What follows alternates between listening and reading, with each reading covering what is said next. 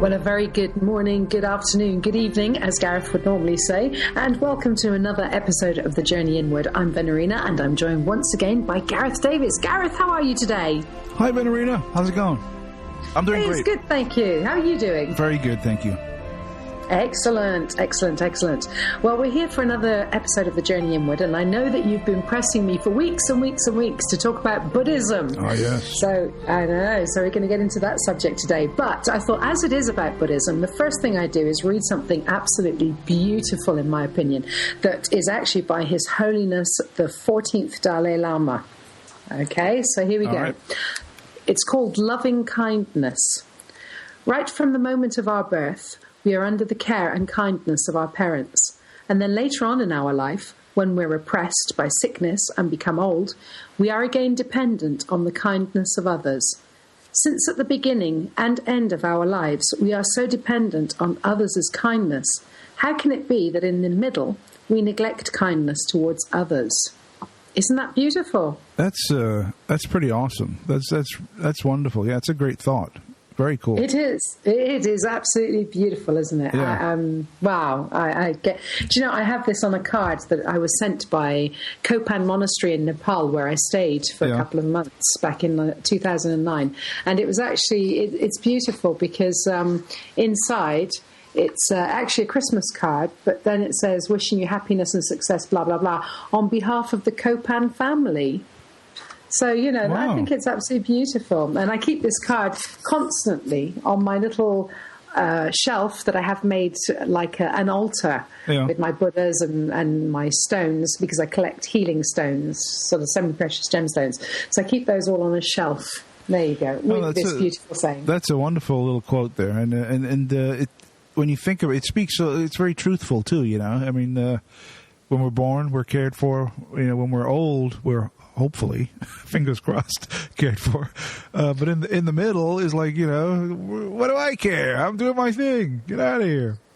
You know? Yeah, but that's just it, isn't it? I mean, the three main dogmas of Buddhism are love, compassion, and kindness. You know, and they're the three things that they teach you to cultivate as a Buddhist. Yeah. Love, compassion, and kindness towards others. And that's those three tenets are, I mean, that's something that's at the core, I think, of everyone. You know, every human, at least, that kind of feeling. I mean, we may hide from it, we may run from it, we may even dismiss it. But it's still very much a part of us. I think that on a previous show we touched on the whole competitiveness that's ingrained in Western culture, and how alien that concept is to the human condition. You know, like we said, we're naturally cooperative. We're naturally wanting to help people. But our culture is one of individualism and I'm okay, screw you. Yes, it's very much like that. But you know what? I've had my faith in human nature restored time and time again. And today is no exception. Last week I was invited to a presentation. And this presentation, we saw a video, a film, and we met some members of this particular group. And they're called Transition.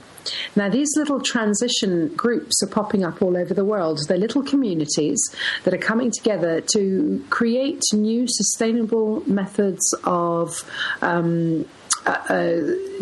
resources. Okay, yeah. They're starting organic farming. They're starting things like their own currency that stays local. They help each other. They farm together. They garden together. But they're just people like you and me, you know, everyday people that just want to find a longer term solution for the problems the planet's facing. Well, I think. I'm sorry. I was just going to say, I think that a lot of people are getting tired of the psychopaths and the maniacs running the show. You know, and it really does seem when you look at, you know, what European governments, what the United States government, what are they trying to achieve? What are their aims? It's like the rantings of maniacs. I mean, it's unbelievable, the insanity that prevails, you know. It is. It's absolutely insane. And on a note that has nothing to do with the show today, but I have to say this, I'm actually pretty proud of Italy at the moment because they're in the middle of a hung parliament, but Beppe Grillo, who's one of the biggest comedians in Italy, who's anti-establishment, has actually got the majority over both of them. Wow. That's amazing. So he gets to oversee the pair of them, which I think is absolutely brilliant. It just shows how much change people do want. But I think it's fantastic that these people are coming together, more resilient and teaching youngsters about new types of resources. But it's not what they're doing so much physically. It's the fact that they're bringing union to communities. They're bringing communities back together. If you live in a housing in area where housing estates are, and I don't mean housing estates like we would in the UK. Yeah. I mean over here, for example, in Spain. Housing estates mean luxury houses that are in a kind of like closed environment. Yeah, okay. Well, there's a lot of that in over here in California. It's called a total brain fart. But I know exactly what you mean. A gated community. It's called a gated community because it is. It's a bunch of houses, real nice houses, surrounded by a wall. Yeah, well, over here we call them urbanizations, urbanizaciones. Yeah. And they're not so much surrounded by a wall, but the houses actually enclose all the houses in this area. And in the middle, you might have a huge green patch, or like in my case, right. I'm living in apartments that are kind of in a closed environment. And in the middle, we've got a swimming pool, for the community kind of thing. Yeah, over here, it's the grass. When you go into these gated communities, there's you drive up to the front, and there literally is a wall around the community, and there's a guard post on the front with a security guard and a gate, and you have to stop, and the guy will say, what's your business? What are you here for? And he says, I'm here to see my friend at number 34, and he says, okay, and he gives you a sticker for your car, and he opens the gate, and then you go. Yeah, we've got some of those over here as well. That's for the more for the richer elements. Well, it's for people who are like scared to death of life and are absolutely paranoid that bad guys are going to steal their stuff. I guess. But, yeah. I'm not saying anything else on those because over here, all the golf courses have got resorts like that. All of them. Yeah. Every single one of them. Yeah, it's crazy. All right, let's just get back on track here and talk a little bit about Buddhism. So I was saying that these people are bringing this sense of community together. Sorry, before we get back to Buddhism. Okay, go ahead. Sorry. Because it's leading there. It's leading there. Okay. People who otherwise wouldn't meet and wouldn't mix or wouldn't mingle together, and they're coming together to work on these projects. And so we're seeing more compassion coming in now, more love, more sharing. Human beings are reverting back, at least in these projects, to this bond and union with your neighbor. It's our natural state. Yes, I believe strongly that it is our blueprint. It's totally our natural state. I think we're conditioned otherwise. I agree completely. Yeah, totally. You know what? It's going to be interesting to see those groups, though, Venerina, to see how they progress, because I have a strong feeling that these groups they continually spring up all over the world, but they are only allowed to get to a certain level. Once they start getting to a point where they'll start tipping the scales, bad things usually happen. Yeah, well, it would be very interesting to see. But in Brixton, in the UK, they've already got their own currency. It's called the digital currency, and it was designed by a programmer in Holland. And this company who designed it are just giving it away free. Yeah. And so you go to Brixton, you pay for something with your credit card. With your phone, your telephone, not your credit card, with your phone. Okay, the other person gets credits on their mobile phone, and everything that's spent and everything that's bought and sold, etc., is staying local to Brixton. Yeah. It's not going outside because there's not an outside currency that actually that deals with it, that fits with it. Yeah, no, I think all that stuff is wonderful. I strongly support it. I think it's incredible. But the fear I have is the same with anyone that has an alternate way of life or an alternate thought about how the world should be run, is when it gets to a certain point, when you have enough people following you or enough that the movement grows to a certain point, then the head of the beast is raised and looks at you and thought, no, we're not having none of this, and bad things will happen because they have to stop the threat before it gets to a point where it could stop them. But if we see more Pepe Grillos around the world, then maybe things can change. Well, we live in hope. I'm very hopeful that things can change, and this podcast and many others out there on the internet will hopefully add a little bit of fuel to that growing fire. Yes, give people a little bit of a voice. Well, actually, you say that. I have a funny story about that today, if I can digress again a little bit. Go ahead. Well, a colleague of mine and I went for a coffee yesterday in a coffee shop, and one of the waitresses when she brought the bill, she brought 2 sweets with us.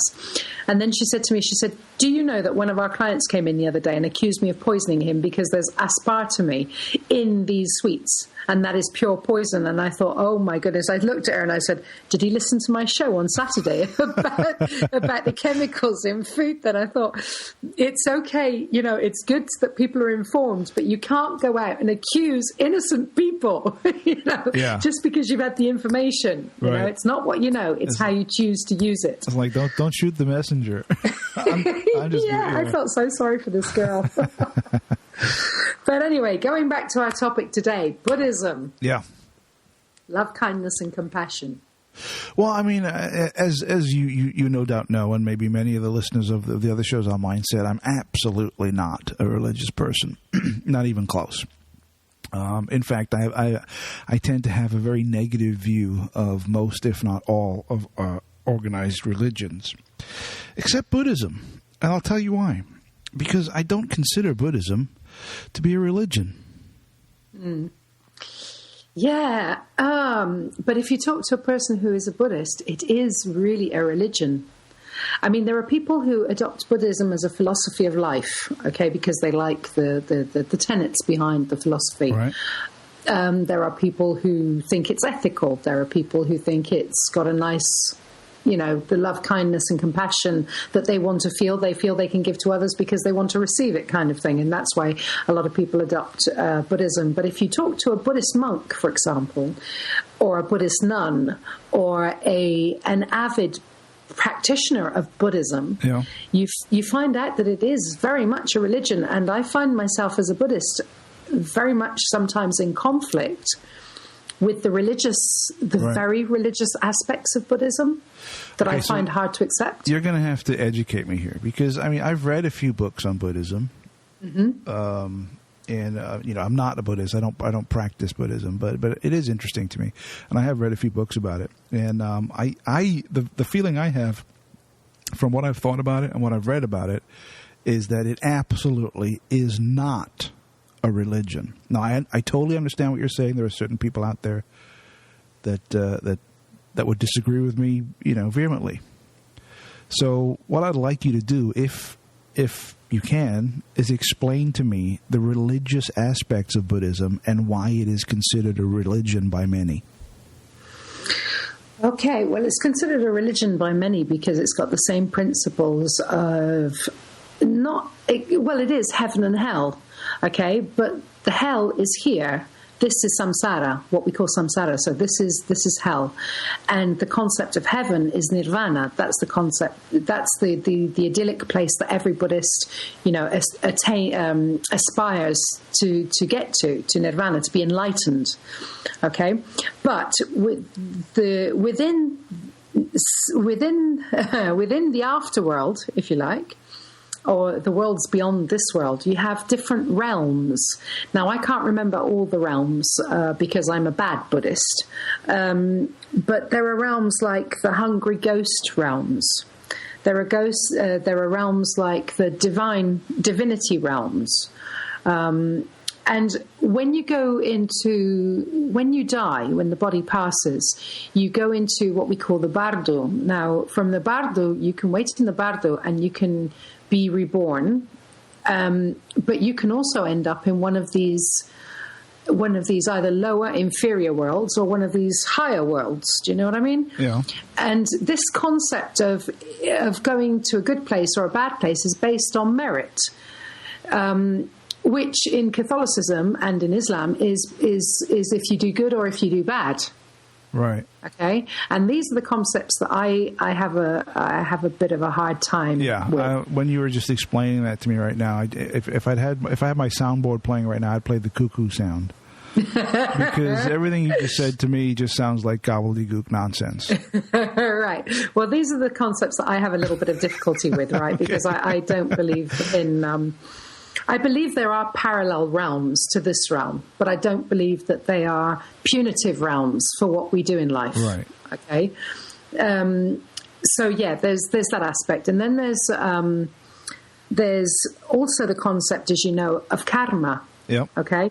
Well, this is basically what these realms are based on. If you've got good karma, then good things are going to happen to you, and you'll have good rebirths, and you'll go far. If you have bad karma, you're going to end up in one of the lower realms, and then eventually, the belief is that you will be reincarnated, for example, as an animal. Now, I have a problem with that. I don't believe in the fact that animals are reincarnations of bad people. No, because they're being punished. Okay, yeah. This is the concept, and I really find myself struggling with that. I mean, I don't have a problem thinking that an animal is a reincarnation of a person, but I don't think that an animal is being punished. It may be just another form of learning. Yeah, but I don't. I think anyone who's had a relationship with a dog could agree that this dog is the reincarnation of an evil person. Because they're so awesome, it's the antithesis of evil when you look at a dog. Yeah, but it's not just a dog. For example, you think of a human being who's been a really bad person comes back as a mosquito, and the only reason it comes back as a mosquito is to be punished because the mosquitoes suffer more than any other creature. For example, because people squat them a lot and they kill them. Well, for me, that doesn't make sense because, it doesn't make sense in the law of the karma or in the way of the karma. Now, see, I'm still, everything you've said so far, I mean, while I understand it, it sounds like the ravings of a mental case. Mm-hmm. And I'm not saying that about you. I'm just saying about what the stuff that you just said. Because it's all 100% speculation and wishful thinking. Okay, because nobody knows, right? It's just like, we've said this for so many thousand years, and we've put A equals B and blah, blah, blah, and this is what we think. Nobody knows. This is all pie in the sky mental nonsense. Speculation at best. Well, I'd say more than speculation. I have to ask myself, or I question myself as to whether this is based on superstition. Yeah. Because in ancient days, something would happen and then you'd attribute it to the gods. Exactly, yeah. Or you'd attribute it to the living, or the dead, wouldn't you? Right, yeah. It was the ghost of somebody who's coming back. And, a serpent, it stings somebody. Oh, totally. Well, because, that maybe that was the reincarnation of so-and-so who was a mass murderer or whatever. Right, so you try to, you apply meaning to things which have no meaning. So we go back. We keep coming back to the humans having big brains, right? Having to put, we're thinking all the time, trying to make sense of this stuff. So you could get up one morning and stub your toe, and it would hurt like hell.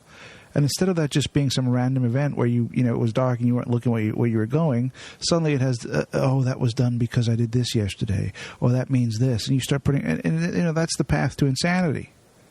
Yeah, well, that's how a lot of old wives' tales were born, weren't they? I mean, why is it bad luck when a black cat passes in front of a car? Yeah, it's crazy. Yeah, totally.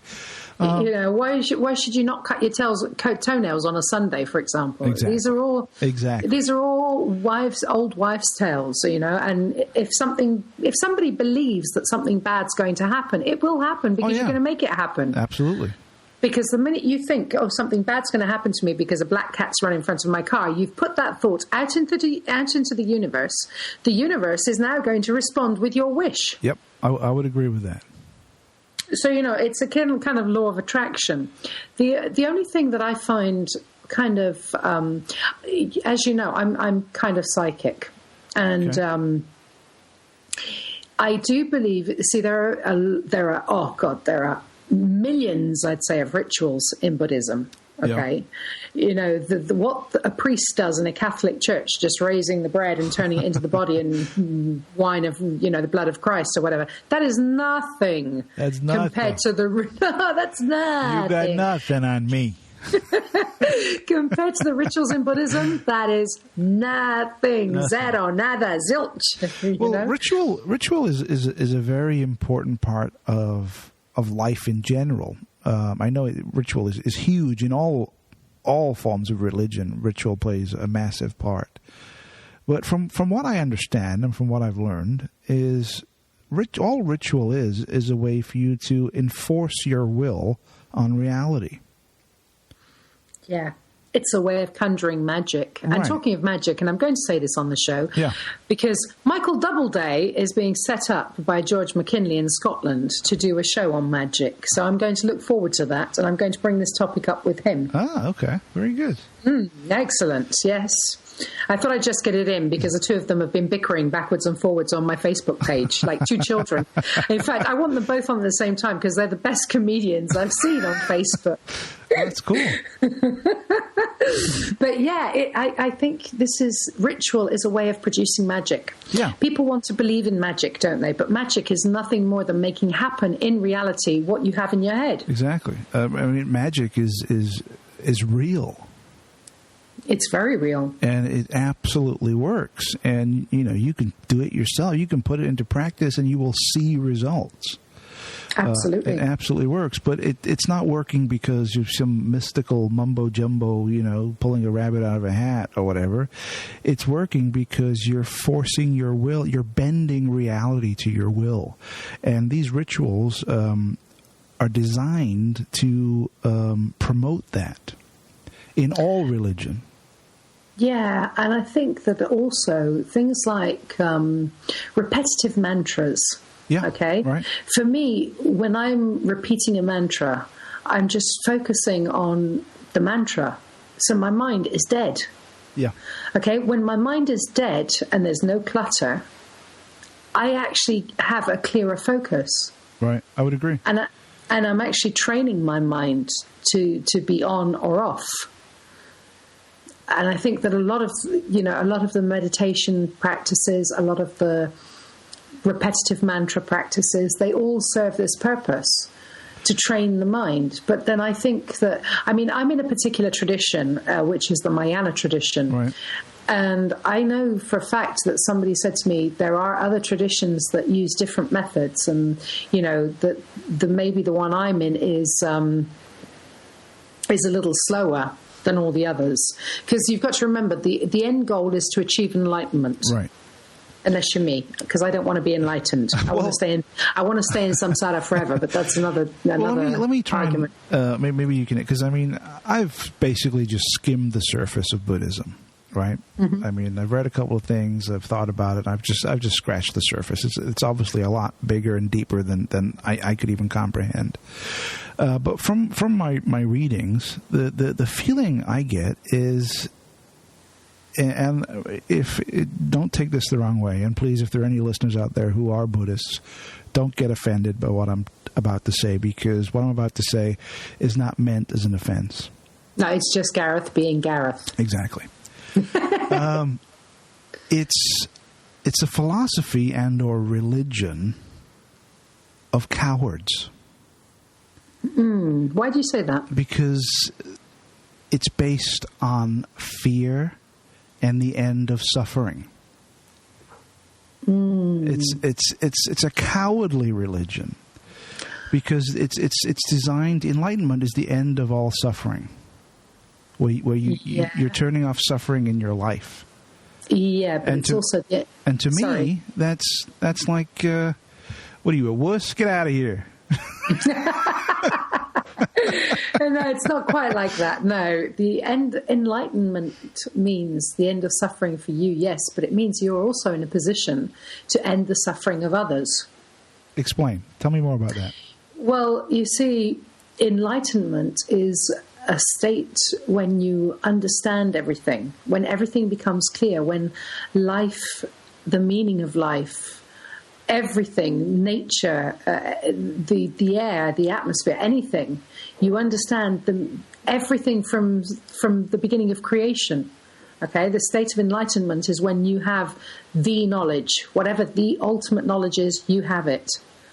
Okay, and once you have it, you as an individual are able to go out and help others to achieve it. So you can end suffering, not just for yourself. Having enlightenment is not just for you. It's not for you to end your suffering. It's for you to go out and then end the suffering of other people. So from having said that, I mean, I think it's fairly safe to say that there's no enlightened beings on the earth then, right?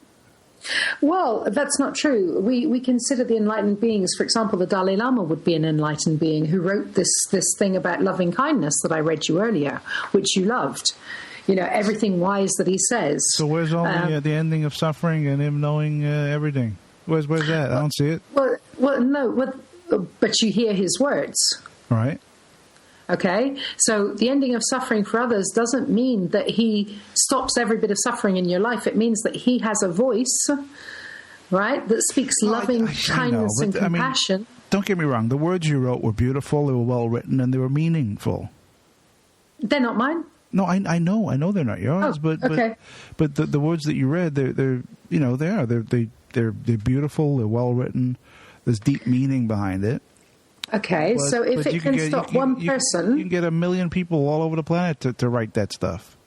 This is very true. Pay someone $10 an hour to knock that out every 3 seconds. Look at this verse. Oh, they employ these people to write greeting cards, for God's sake. That doesn't mean it doesn't mean they're enlightened. It just means that they know how to work the language. This is very true, but this isn't just about this language. This is about... I mean, Okay, an example. Okay, the Dalai Lama fled from Tibet in 1956. Okay. He wasn't known. Tibet wasn't known. Now, if you think that it's only 2013 and nearly every single person on this planet, well, not every single person on this planet, but a very, very huge proportion of people on this planet now know about Tibet. They know who the Dalai Lama is. Everything he's done on his path has been for awareness for Tibetans. You know, whether he's enlightened or not, he's done so much for the awareness of Tibetans and Tibet and Buddhism. That's what an enlightened being does. It just goes out and spreads a word. Okay. You know, it's like, I guess you could...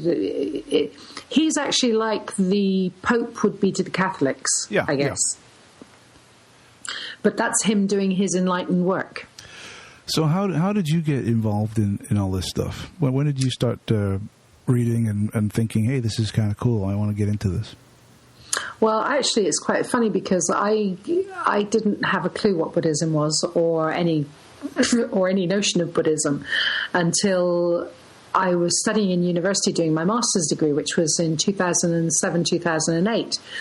And one of my courses, I ended up with a Japanese tutor who was a Buddhist. And I'd send in my essays that I had to send in, and he'd say to me, "Are you a Buddhist?" And I'm like, "No, not at all. You know, I don't even know the first thing about Buddhism." So then when it came to doing my thesis, I wrote my book. And I presented my book as my thesis. And he read my book. He was one of the readers on the project. So he read my book and he said to me, "Are you sure you're not a Buddhist?" And I said to him, "You know, you've asked me before, and I'm really sorry, but I know nothing, zero, about Buddhism." So then I went to a friend of mine who's an Irish shaman, and I asked him, you know, about Buddhism, if he knew anything. And he gave me a good beginning to kind of, you know, just to give me the lowdown on it. And then I bought a book, which I didn't read, because that's typical of me. And then in 2009, I don't know what it was, I just got this pinco pallino, as we say in Italy, in my head, that I was going to get on a plane, go to a monastery in Nepal, and retreat. Okay, having never ever been near Buddhists, Buddhism, Tibetans. How did you okay, so you get this thought, like, you know what, I'm going to do this. How do you arrange that? How do you find out where to go? Oh, no. I didn't get a thought. No. How it happened was I was on the internet one day, and I was looking for a stock photography site because I wanted to start posting my photographs in one of these stock photography sites.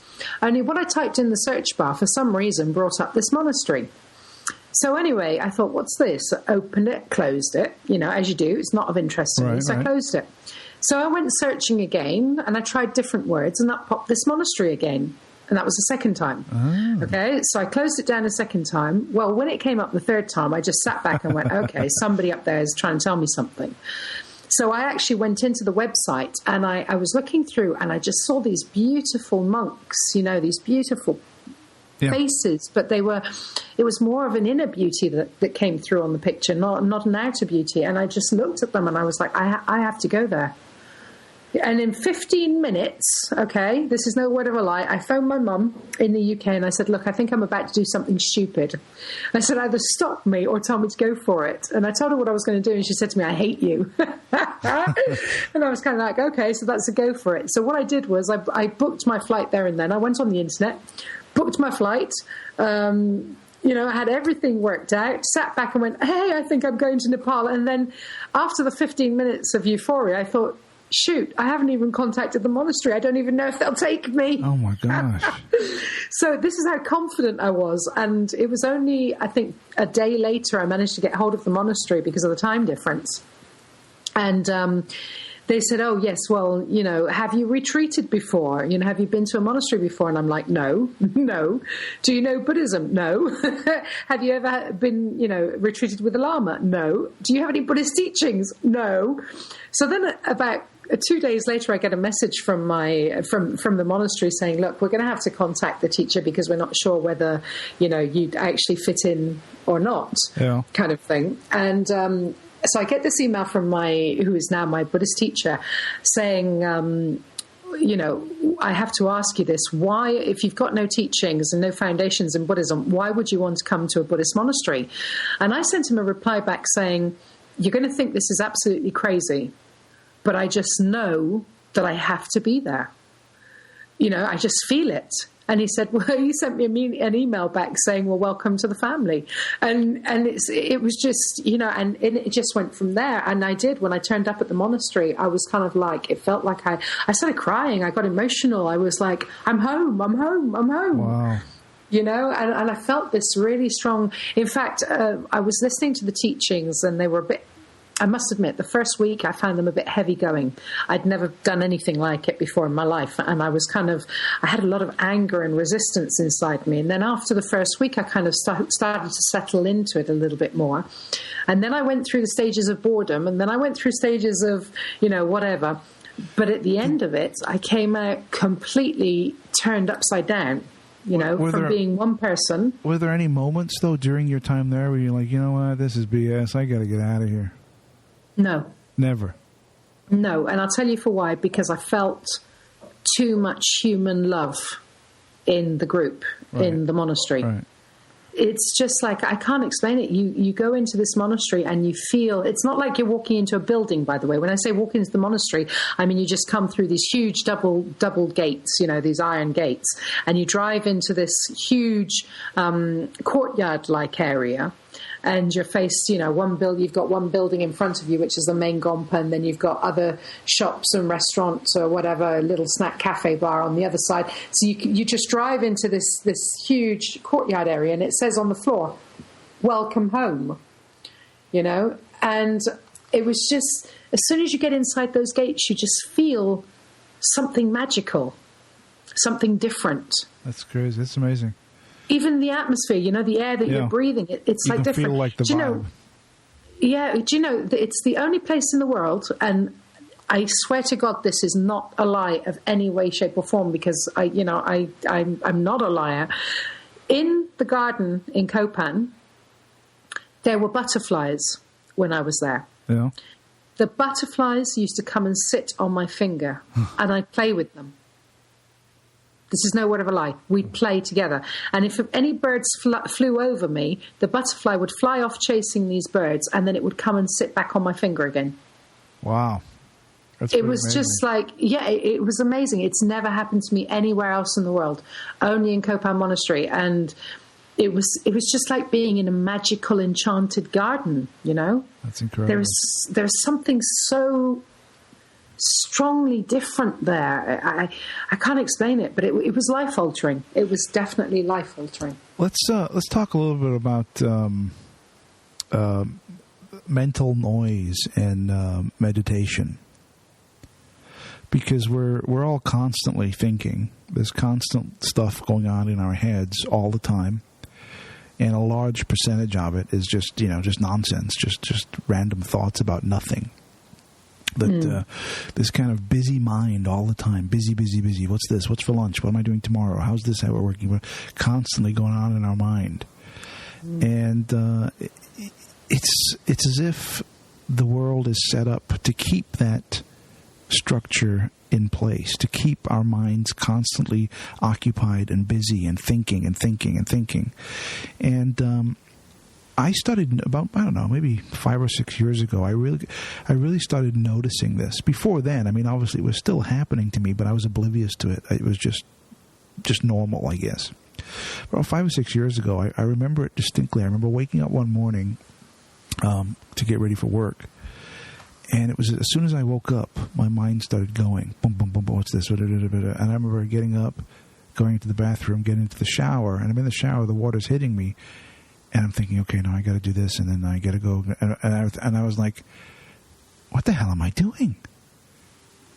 Mm-hmm. Why am I mean, I've been awake for like 2 seconds, and my mind is going 1,000,000 miles an hour. Yeah.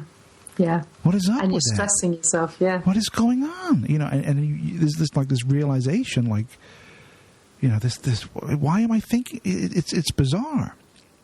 Yeah. Mm-hmm. Yeah. See, Buddhism teaches you to empty your mind. It teaches you to train the mind. In Buddhism, the mind is the most dangerous weapon we have, and it's our worst enemy, in fact, because, like you said, we constantly have thoughts all the time. It's non-stop. Yeah. You know, what am I going to have for lunch? Or did I call so-and-so? And even when you're not thinking, what am I going to have for lunch? Or did I call so-and-so? You're having conversations with yourself. Well, I really looked like an idiot when I was doing so-and-so. Oh, when I talk to so-and-so, I'm really going to get angry, or I'm going to be happy, or I'm going to be so... And, you know, we base our actions on our thoughts. We behave, you know, our behavior is structured around our thoughts. But in Buddhism teaches people to quieten the mind, to keep it silenced. Because when there's a silenced mind, you can focus, you can be mindful.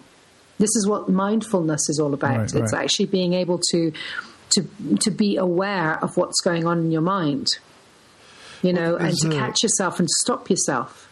There's a peace that comes with it. Because I remember a while ago, I was going through some bad times. And my mind, you know, when you're sad or you're upset, and you have that feeling in your head constantly, you know, like a worry or a problem in your life, and it's not physical pain, but almost. Mm-hmm. And I remember sitting down, and I was like, oh, good, you know, feeling like crap. I mean, physically, there's nothing wrong with me. This was all in my head. And I remember reading in Buddhism to do the breathing, right, where you focus on your breath. Yep, that's correct. So I tried that, and it was the most amazing feeling, because the second I tried that, this almost physical pain in my head from the worry and the stress that was going on in my life instantly went away. Yeah. It was like flipping a switch, like flipping an off switch, just turning it off. It instantly went away completely. Yeah. And it was like relief. And the strange thing was, it was like as soon as I felt relief and it went away, it came back again because I paid attention to it again. You know? Yeah. Oh, yeah. If I tell you, if you spend 3 weeks on retreat ever, I mean, 3 weeks may be a long time for a lot of people, But I tell you what, I was actually there 2 months altogether in the monastery almost. And when I came back to the Western world, when I was let loose, out of the monastery, it was like, shut up, stop talking. I didn't want people to talk to me because it was like all the clutter was coming back, from the noise from the cars and all the things that you never heard before, that you weren't aware of, all the sounds. It just seems like everything was twice as loud and twice as, and it was just, I actually struggled when I came back the first time because I couldn't reintegrate very well into society again, Well, have you noticed in normal modern Western life, there's quiet time is extremely rare. Yeah, and it's frightening. Nobody ever spends time in silence. Right, even when you're alone, let's just say you're alone in your house, your apartment, or whatever, and it's just you. There's nobody around.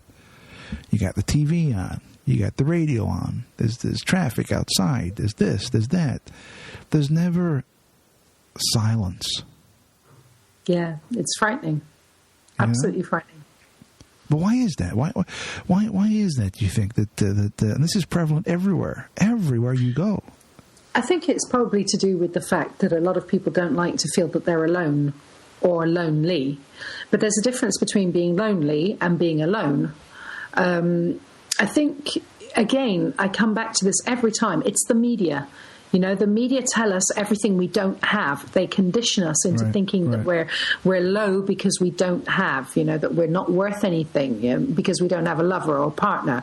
So, automatically, if we don't have a lover and a partner, we're not worth anything, then I need to have something to keep me company. And to keep me company, it's the TV. To keep me company, it's the radio. To keep me company, just to hear somebody else's voice around me, Yeah, it's very true. But I also think, sorry, I was going to add one more point there. I also think that a lot of people don't actually like their own company because they don't know themselves, because they haven't grown to love themselves and accept themselves for who they are, faults and all. And so therefore they kind of shy away from having just their own company, Yeah, I think what you just said is very true. I think everyone, maybe not everyone, but most people don't know who they are. And and they've never even thought about it, and they don't even care. There's no realization. Nobody ever thinks, well, who am I really? Who am I as a person? Nobody thinks that. Well, not nobody, but most, the vast majority of people, those thoughts never enter their head, ever. From cradle to grave, they never think that. Yeah, very sad, isn't it? Very sad indeed. The name of the show, The Journey Inward. I think that's basically the core of discovery, of learning, is not to look outside, to look in, to find, well, why am I like this? Why is it that I feel this way in this situation? Or why does this make me happy, or this makes me sad? Why? What's going on internally to make that happen? Nobody thinks like that. Nobody. Yeah, I couldn't agree more. I would go as far as saying, until I started my personal journey of discovery after my serious accident, I didn't even know why I was eating half the foods I eat, because we're from like you said, from birth to death, we're conditioned that our parents eat something, we eat it. Right. Our culture, society, whatever, dishes it up to us, so we eat it. We don't eat anything foreign because we don't know what it is. Yeah. But we don't know if we really like what we're eating. Does anybody actually sit down and go, I wonder if I really like this, and take the time to mindfully eat something to see if they actually like it or not? No, never happens. No, never. Even when people go out for gourmet meals, don't they? And they go, very nice, or it's horrible. But they don't actually mindfully know about the food they're eating. Just a small example. I was having a piece. Actually, no, it wasn't me. Somebody else was having a piece. Oh, yes, that's right. Sorry, I went for breakfast the other morning with a friend of mine, and we had a slice of toast each. Okay. Okay, it was a little bread roll, whatever. But I was holding this piece of bread up. It was a tiny little piece I was holding up. And I just jokingly turned around to my friend and said, do you know how many people we have to thank for this piece of bread? Yeah. And my friend looked at me and she said, yeah, the baker. And I turned around to the baker. I said, how many people slogged away in a field somewhere, right, to bring us the grain? Who sold the grain? Okay, who bought the grain? Who planted the grain? Who harvested the wheat? You know, who was in the factory when the wheat was crushed? How many people do we have to thank? So when you think of it that way, you know, a simple piece of bread has got a huge amount of people all behind it, you know, and you're saying you're just throwing this bread in your mouth because that's, you know, the done thing. We just eat bread. Nobody makes the connection. The other day, I was with my wife and we went to the mall, and we were in some store, and you know the store is packed full of people and clothes and all kinds of stuff that they're selling, right? So my wife's looking at stuff and I'm sitting there thinking, come on, let's get out of here. And I started looking around at all of the things that they were selling, all of the people in the store, all of the people that were working there, the sales assistants, looking at the paint on the walls, the way it was designed, the racks, the glass, the light that was lighting it. And I kept thinking, I wonder how much it costs to run a place like this. You know, to rent or purchase the building, to pay the electricity for all this power, the infrastructure for the IT to get all the cash registers working, so they can then to purchase all of the merchandise and to sell that, and then to pay the employees to stand there and sell this stuff for X amount of dollars. The whole mechanism that goes to make just this one store, it's enormously expensive. Yeah. So how do they recoup that money? Everything they sell must be marked up 200-300% in order to make that money. Yeah, that's normal practice. You know, if we're going to talk just very briefly, because I think we're coming up towards the end of the show now, but very briefly, when I was working in China, I'm not sure if I told you this story. I was in I used to work in the Nanjing Hilton in Shanghai, and one night I met a man who was responsible for purchases for Marks and Spencer's in the UK. Yeah. And I took the opportunity of telling him what a rip-off in Dubai. I paid something like £7 UK sterling for a little thing of eyeshadows that had 2 eyeshadows in it. You know, and the man turned around and he said to me, well, you know, he said the really upsetting thing? He said that here in China we make that same eyeshadow for 5 pence. Yeah, for nothing. So there you go, yeah. Well, it's coming up towards the end of the show for today. It's been a really fascinating topic. It's not something that we can delve into really, really deeply, but maybe we'll get into a bit more of it another day. What do you reckon, Gareth? No, I would agree. I think we touched on some great stuff, but we're still kind of just scratching the surface. So maybe we should revisit this at a later date. Perfect. That sounds great. Gareth, thank you very much once again for joining me today. And to everybody out there listening, have a great week ahead. Thank you very much. Take care. Bye-bye. Thank you. Bye.